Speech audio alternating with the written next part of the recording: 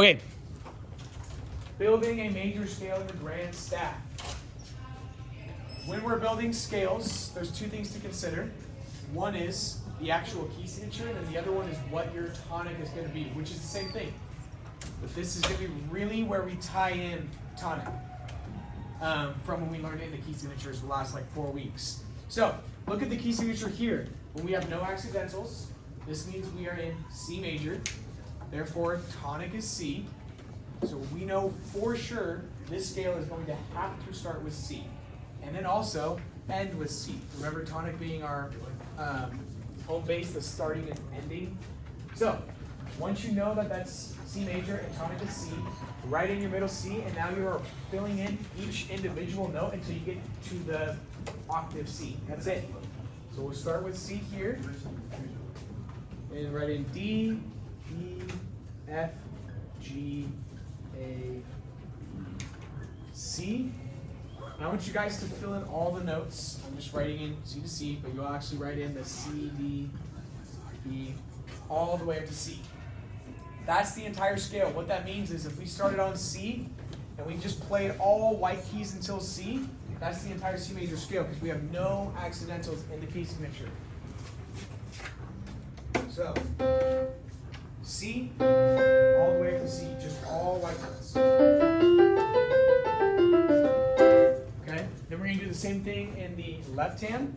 We know we're going to start with C, and we're going to write all the way up until we get to the octave above C. So D, E, F, G, A, B, C. We're kind of making our way up into the middle area of the grand staff, the in-between, so we're actually ending on the same C that we started with in our right hand, and that's okay. Fill in those notes all the way up until you get to C.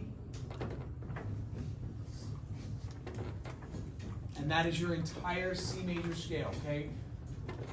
We're going to do this with G major too, but give you guys a second.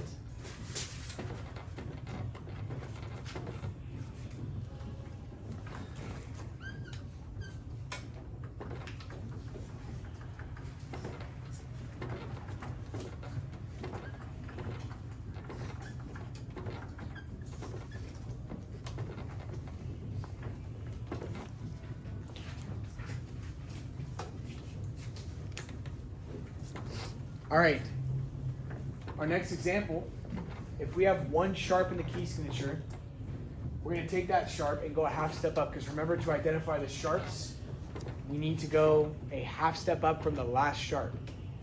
So remember, our sentence for the sharps are fat cats go down and eat bacon.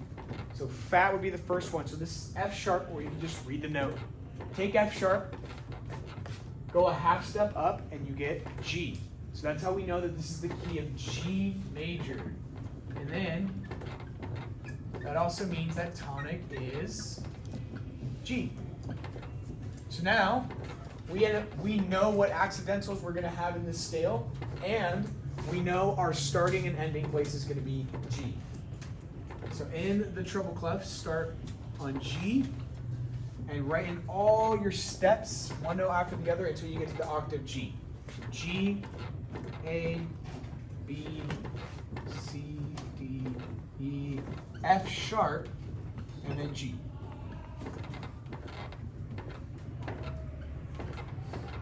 Okay, remember, we don't need to actually write in F sharp here like this.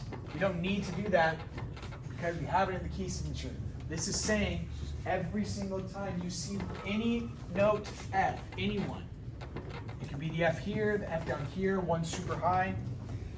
Every time you see it, it's going to be F sharp, so we don't even have to write that in. But what you do need to make sure you're still doing is when you're naming the notes in the scale, that you still write F sharp like this.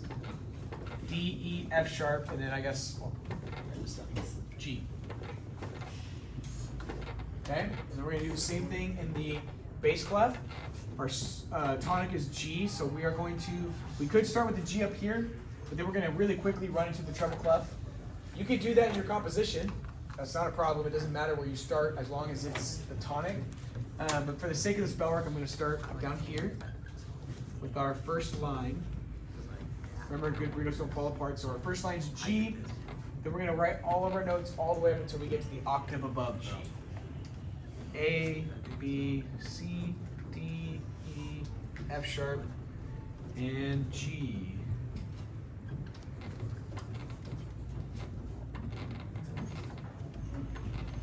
Just don't forget, even though it looks like regular F, because we don't need to write the sharp because it's in the key signature, make sure you are writing the actual note name out as F sharp.